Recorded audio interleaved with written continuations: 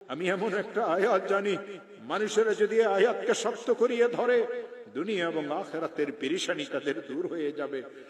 তিনি তার কিতাবে আমল শিখাইছেন, কোন মুসলমান যদি ঋণগ্রস্ত হয়, এত ঋণ হয়ে গেছে, আদায়ের কোনো ব্যবস্থা নাই, খেতে ফসল হয় না, দোকানটা অচল হয়ে গেছে, ছেলেটা বিদেশে গিয়ে ফাঁসিয়ে গেছে, থাকতেও পারে না, আসতেও পারে না, 2-3টা মেয়ে ঘরে উপযুক্ত, কারো বিবাহ হয় না, একটা মেয়েকে বিবাহ দিয়েছিল, তালাক নিয়ে মেয়েটা ঘরে চলে আসছে, ছেলেটা খারাপ ছেলেদের সাথে মিশিয়ে মদ জুয়ার উদ্ভস্ত হয়ে গেছে।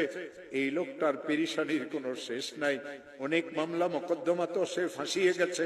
হযরত মুজাদ্দিদ আল হিসানি বলেন, কঠিন থেকে কঠিন বিপদগ্রস্ত মুসলমান যদি ইশারের নামাজের পরে তাসবিহ হাতে নিয়ে যেই দরুদ শরীফ পড়তে জানে, 100 বার দরুদ শরীফ পড়বে।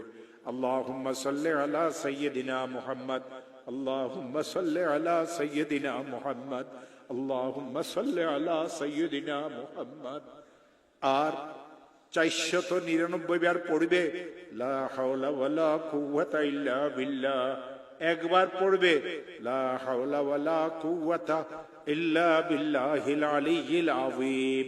আবার 100 বার দরুদ শরীফ পড়বে।